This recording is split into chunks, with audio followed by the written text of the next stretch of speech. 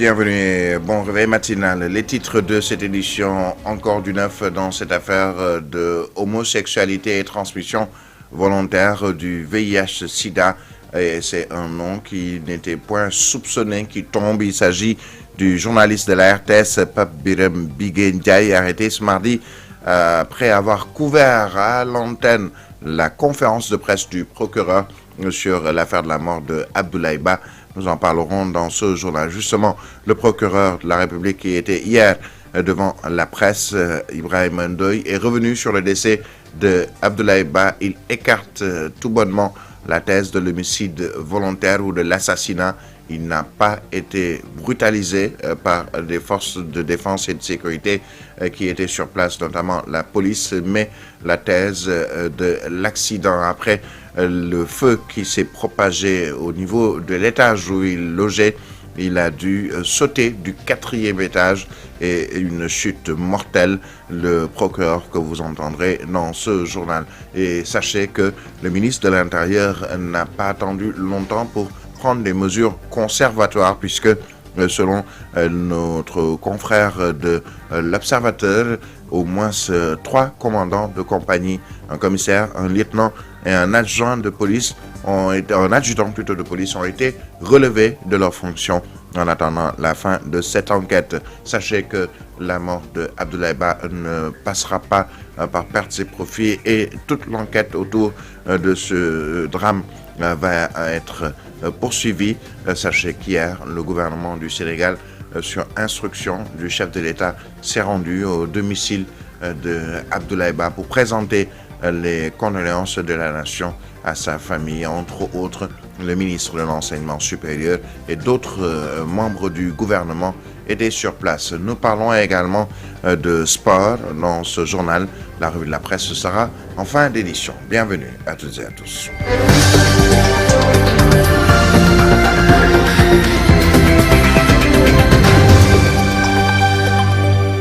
C'est un sujet qui est encore traité et qui ne finit pas avec des rebondissements à la limite spectaculaires. Il s'agit de cette affaire d'homosexualité avec des personnes vivant avec le VIH-Sida et qui transmettent volontairement et inoculent donc ce virus à d'autres partenaires.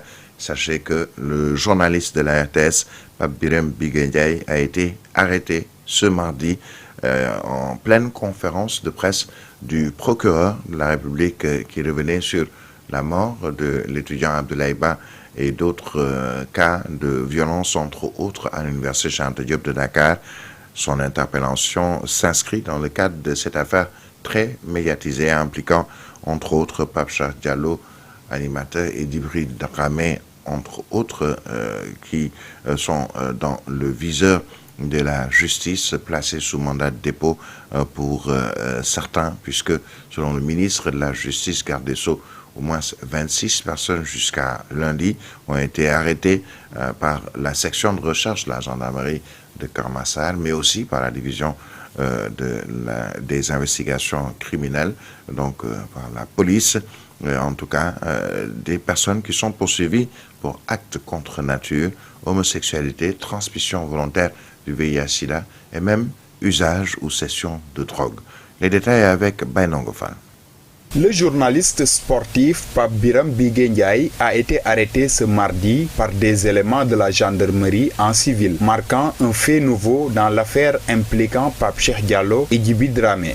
Quelques heures auparavant, il était pourtant à l'antenne de la RTS, introduisant la conférence de presse du procureur Ibrahima Ndoye consacrée à une autre affaire, celle du décès de l'étudiant Abdoulaye Ba. Cette intervention intervient après celle d'Ibrahima Majib Seck dit Iba, passé aux aveux devant la brigade de recherche de Keur Massar. Des vidéos compromettantes avaient été retrouvées dans son téléphone, révélant notamment une soirée partouze organisée au Mamel chez Pape Cheikh Diallo à laquelle plusieurs participants sont désormais visés par l'enquête. Selon la gendarmerie, tous les mis en cause étaient porteurs du VIH et se livraient volontairement à des rapports sexuels non protégés. Sur les 16 personnes arrêtées jusqu'à présent, 12 étaient porteurs du virus et le faisaient tourner volontairement. Une nouvelle vague d'arrestations est attendue tant les ramifications de ce dossier sont multiples. Pape Biram Bigué Ndiaye a été conduit à la section de recherche de Keur Massar et placé en garde à vue dans le cadre de l'exécution d'une délégation judiciaire liée au dossier Pape Cheikh Diallo et Djiby Dramé. Et au moment où des noms sont cités ici et là et que l'enquête continue de révéler ses rebondissements, le suspense reste entier. Le public attend désormais les prochains développements avec une attention soutenue. Voilà donc pour ce dossier.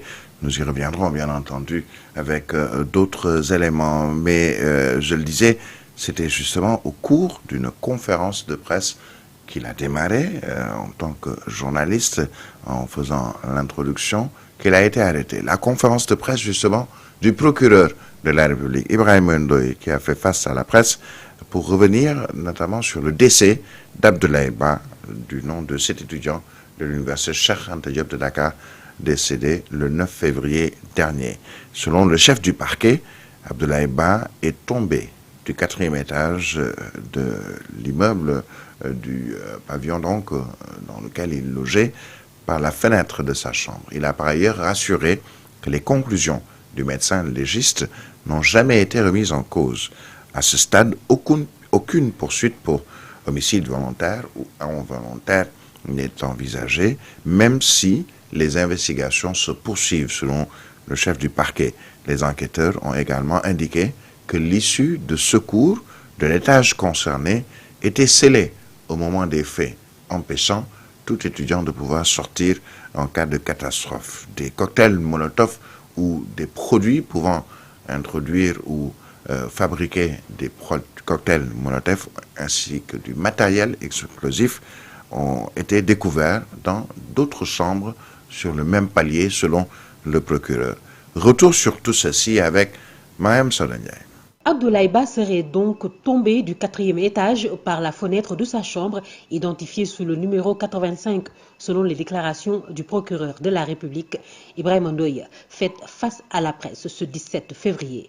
Il poursuit qu'il n'y a jamais eu de remise en cause des conclusions du médecin légiste sur la mort d'Abdoulaye Ba. Abdoulaye Ba, en voulant sauter, a raté une démarche, si vous voyez bien l'image, et est malheureusement tombé. Et il a atterri sur le côté gauche de son corps, de sorte que l'essentiel des dégâts qui sont constatés par les médecins, dont nous ne remettons pas encore une fois les résultats. Il faudrait qu'on soit clair sur ça. Le parquet s'appuie sur la santé, sur la médecine. Nous nous appuyons quotidiennement sur nos collaborateurs médecins. C'est que le travail du médecin n'a rien à voir avec celui de l'enquêteur. Le médecin détermine ses causes du décès et l'enquêteur nous permet de circonscrire les circonstances. Donc c'est l'alliage, l'assemblage, l'articulation de toutes ces techniques d'investigation qui ont permis au procureur d'établir de façon formelle qu'Abdoulaye Ba n'a pas été torturé. En l'état des éléments communiqués par le parquet, l'engagement des poursuites pour des chefs d'accusation d'homicide, qu'ils soient volontaires ou non, ne serait donc pas envisagé, mais l'enquête suit toujours son cours. Parce qu'il n'y a pas eu de volonté de tuer avec préméditation ou de meurtre, parce qu'il n'y a pas eu justement cet élément constitutif de cette infraction de meurtre qui est l'intention de donner la mort, encore moins l'infraction de coups et blessures ayant occasionné la mort sans intention de la donner, parce que nous ne pourrons pas établir le contact physique. Et à défaut de pouvoir établir ce contact physique qui aurait pu produire comme résultat dommageable la mort, qui serait un résultat qui est allé au-delà de l'intention de son auteur, nous ne pourrons donc raisonnablement pas, et là on le signale tout de suite, envisager l'engagement de poursuite de ces chefs d'homicide volontaire, d'assassinat ou de coup mort. Une certitude demeure au-delà de la cause du décès officiellement déclaré par le procureur de la République Ndoye. Les investigations ont relevé que l'issue de secours tué à l'étage concerné était scellée au moment des faits. Par ailleurs, des cocktails Molotov ainsi que du matériel explosif auraient été découverts dans les chambres voisines de celles occupées par Abdoulaye Ba et ses camarades.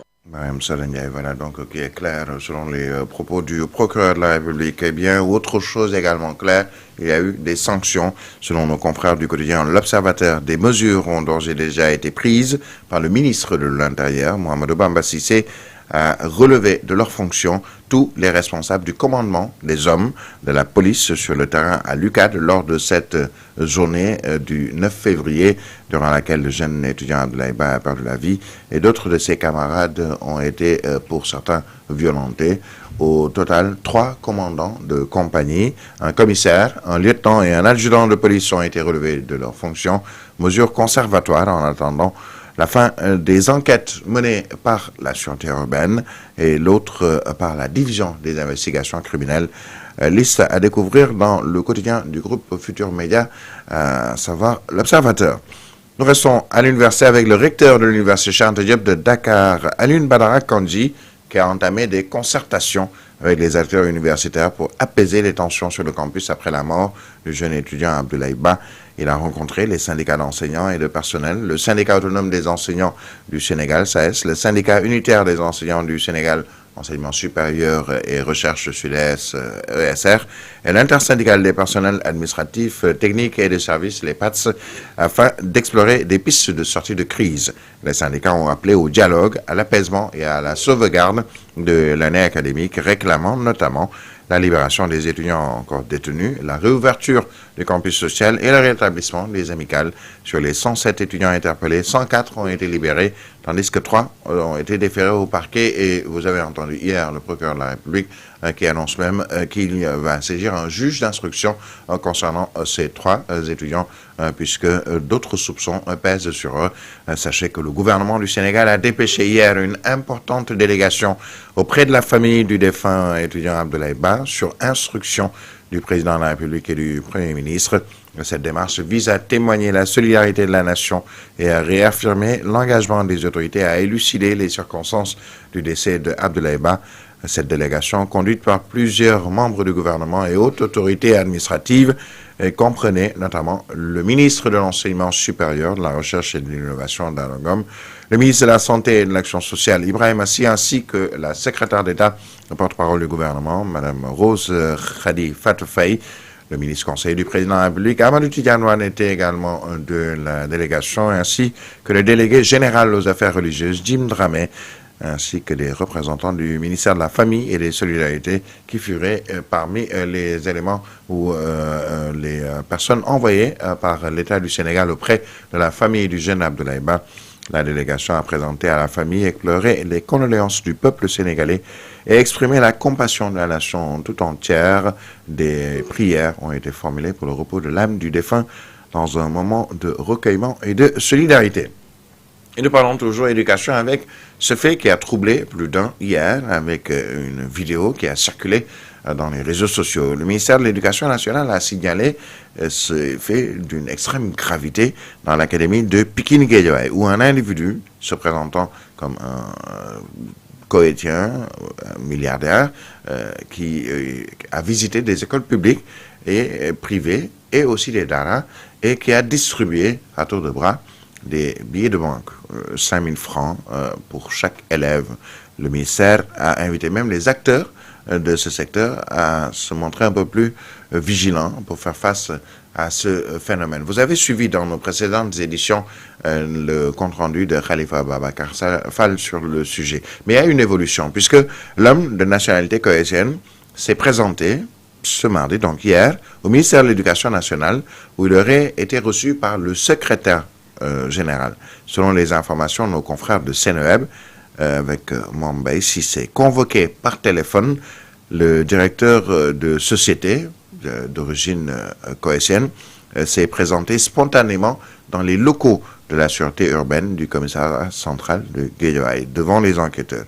Il a déclaré avoir distribué de l'aumône légale. Je le cite, « C'est la première fois que je viens au Sénégal. J'ai fait le tour d'autres pays pour donner la zakat, mais des Sénégalais résidant au Koweït m'ont proposé de venir au Sénégal, a-t-il expliqué, selon des sources de Seneweb. L'homme d'affaires a révélé avoir fait le tour de 100 daras au Sénégal avant de se rendre au lycée de Canada de Pikine, où un élève a filmé la scène. Le Koweïtien aurait obtenu l'autorisation des chefs d'établissement scolaire, selon ses propos. Mais il a quand même suspendu cette séance de distribution de billets de banque jusqu'à nouvel ordre, selon toujours les sources de Seneweb. Il a été libéré après son audition qui a duré plusieurs heures, mais il devra se présenter à la sûreté urbaine de Guédiawaye aujourd'hui, mercredi. Vous suivez le journal sur Solo Media Group et vous êtes sur la 96.1 ici à Dakar. Il est 7h16, une toute petite transition et on revient tout de suite. Solo Media Group, l'information en temps réel. Et nous reparlons de la RTS, mais cette fois-ci avec les travailleurs de la radiodiffusion télévision sénégalaise qui ont marché du Triangle Sud à la poste de Médine ou Médina, réclamant la levée de la suspension de l'accord d'entreprise organisé par l'intersyndicale regroupant le SYNPICS et l'UDEN, section RTS. La mobilisation reflète la détermination des travailleurs à faire respecter leurs droits. Il pointe du doigt le directeur général de la RTS, Pape Alé Niang. C'est un reportage de Abaïcha Diop. Sifflets, slogans et pancartes blanches aux inscriptions rouges et noires, écharpes rouges flottant au vent, les travailleurs de la RTS défilent dans les rues de Dakar, déterminés à se faire entendre. La signature de l'accord d'entreprise qui a commencé à être appliqué pendant 3 ans. Nous sommes d'accord que l'accord d'entreprise n'est ni le Coran ni la Bible. L'accord d'entreprise peut être dénoncé, mais l'accord d'entreprise ne peut pas être suspendu unilatéralement. Et c'est ça que nous reprochons à Pape Alé Niang. Abdourahmane Gueye, secrétaire général de l'UDEN, accompagné d'une forte délégation, estime que le respect des travailleurs est obligatoire et se dit prêt à les accompagner. Nous estimons que ce Sénégal d'aujourd'hui ne doit pas être traité de cette façon. Et vous êtes un maillon important pour la démocratie sénégalaise. La RTS est un service public d'utilité et qu'on doit respecter ses travailleuses et ses travailleurs. Et pourquoi nous ne ménagerons aucun effort pour vous accompagner dans cette lutte. Pour Moustapha Cissé, secrétaire général national du SYNPICS, cette marche est un combat mené depuis 2018 et tout ce qu'il faut faire aujourd'hui, c'est lever la suspension de l'accord d'entreprise. Cette marche est la suite d'un combat que nous avons commencé à mener pratiquement depuis 2018, bientôt 10 ans. Et c'est pas normal que Pape Alé Niang se permette de continuer ce combat qui a encore trop duré. Ce qu'il doit faire, c'est d'appeler à la table de négociation parce que nous avons dépassé cette étape. Au rond-point de la Poste Médina, les discours ont pris fin après plusieurs interventions des leaders syndicaux. Cette mobilisation illustre la détermination des travailleurs de la RTS à défendre leurs droits et à obtenir la levée de la suspension de l'accord d'entreprise dans le calme et l'unité. Et nous restons sur la RTS selon des informations exclusives obtenues par Confidentiel Afrique. Le directeur général Pape Alé Niang a pris la décision de porter plainte contre plusieurs journalistes que sont Alioune Badara Kane, Habibou Mbaye, Mama Moussa Niang, Youssouf Kaba, Thierno Dramé, juste après cette marche de ce mardi matin des travailleurs de la RTS. Dans le reste de l'actualité, dans un climat marqué par des tensions et des incompréhensions, des voix appellent à privilégier le dialogue et la responsabilité. Elles insistent sur la nécessité de renforcer la sécurité, d'impliquer tous les secteurs et de respecter les accords déjà conclus pour ces acteurs. Seule une discussion franche sur les difficultés rencontrées ça et là permettra plutôt cette discussion d'apaiser la situation de l'éducation nationale et d'ouvrir la voie à des solutions durables. Elisabeth Mansali Senghor, responsable du suivi et de l'évaluation de la COSIDEP, elle est ici au téléphone de Mme Sorna Dramé. La COSIDEP a toujours eu une position de médiation entre l'État et le gouvernement et les organisations syndicales d'enseignants. Et c'est à ce titre que le jeudi passé, le 12 février, nous avons organisé un panel interactif multi-acteurs qui a rassemblé véritablement le gouvernement à travers le ministère des Finances, le ministère de l'Éducation nationale, le ministère de la fonction publique et le ministère de la formation professionnelle. C'est justement il s'agissait de voir comment améliorer, comment contribuer à améliorer la santé et la performance syndicale. Et lors de cette rencontre qui s'est tenue juste le jeudi dernier, on a pu avoir une cartographie claire des facteurs de perturbation du système éducatif. On a pu échanger, que ce soit pour les organisations syndicales et l'État, voir les efforts qui sont consentis interlocuteurs et mes partenaires. On a eu véritablement des propositions de solutions consensuelles, véritablement des recommandations. Donc il y a c'est vrai qu'il n'y avait pas juste des dialogues, mais on n'avait pas une cadre qui nous permettait d'échanger sur quels sont les facteurs de perturbation, comment aller vers une stabilité du système éducatif. La société l'a toujours dit, on ne dissocie pas l'éducation nationale et l'enseignement supérieur. Pour nous, le système c'est un tout, du préscolaire jusqu'à l'enseignement supérieur en passant par la formation professionnelle. Aujourd'hui, ce qui se passe dans nos universités ne peuvent pas épargner nos établissements scolaires. Et pour la crise, ce n'est pas une situation nouvelle, mais nous avons toujours voulu gérer des situations au lieu d'aller vers de véritables résolutions, de véritables solutions durables, pérennes. Les universités ont connu une crise il y a 3 mois. Nous avons l'autorité à voulu gérer la situation qui les a rattrapés aujourd'hui. Donc on a attendu que ce soit qu'on arrive à une grève ou vraiment à un mode au niveau de l'université que l'on déploie pour être dans la réaction. Donc il nous faut beaucoup plus changer de paradigme, adresser autrement les problèmes et être dans la prévention. Le véritable problème aujourd'hui, le paiement du rappel des bourses. Donc on n'est pas avec des engagements. Si on veut aller vers ces réformes qui sont engagées, il nous faut régler tous ces préalables, que ce soit le paiement des rappels de bourses, mais également il nous faut avoir un climat de sérénité et de confiance. Aujourd'hui, il y a rupture de confiance entre les étudiants et le gouvernement. Et nous parlons du vice-amiral d'escadre Omar Wade, officiellement installé au poste de chef d'état-major général des armées. La cérémonie s'est tenue hier matin au camp Dial Diop sous la présidence du ministre des Forces armées. Premier officier de marine à recevoir le fanion de commandement de Semga, l'amiral Omar Galawad s'est engagé à poursuivre inlassablement l'édification d'une armée professionnelle ancrée dans son cœur de métier, prête à l'emploi par son organisation républicaine et soucieuse du développement socio-économique de la nation, tout en contribuant significativement à la sécurité collective sous-régionale.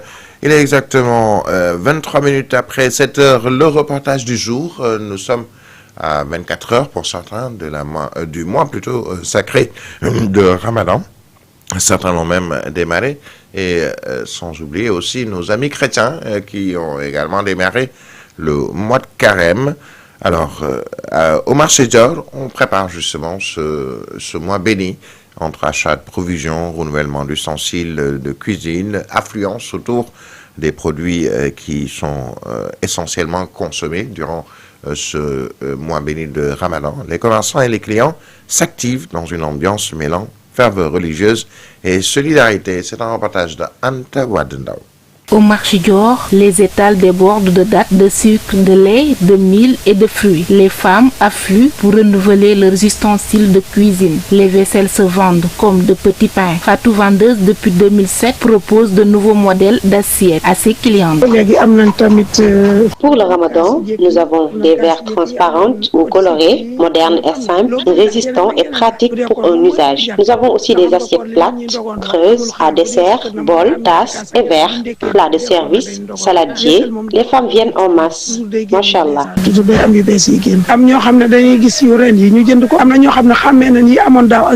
Modou, père de famille, fait le tour des étals. Il nous confie qu'il achète du sucre et tous les aliments nécessaires pour le Ramadan afin de les envoyer à sa famille. Je suis là pour acheter du sucre, du café, du lait et tous les produits nécessaires pour le Ramadan. Mais j'ai constaté une flambée des prix, surtout du sucre. Le coût de la vie est très élevé au Sénégal. Tout a augmenté. Donc, je dois aussi envoyer des ravitaillements à mes parents pour le Ramadan. Entre ferveur religieuse, solidarité et organisation familiale, les préparatifs du Ramadan témoignent d'un moment fort de la vie communautaire. Actualité internationale. L'actualité en nos frontières avec tout d'abord la Pologne. Un évêque jugé pour avoir dissimulé des crimes pédophiles au sein de son diocèse. Pour la première fois dans le pays, un haut responsable de l'Église catholique polonaise comparé devant la justice pour avoir omis de dénoncer des abus sexuels commis par des prêtres dans son diocèse. Dans un contexte de remise en cause des liens historiques entre l'Église et l'État polonais, l'affaire prend une tournure symbolique. Au Gabon, les autorités ont décidé de suspendre les réseaux sociaux jusqu'à nouvel ordre. la haute autorité de la communication HAC du Gabon a décidé ce mardi, dans la soirée, la suspension immédiate des réseaux sociaux sur le territoire national jusqu'à nouvel ordre. Décision qui vise à prévenir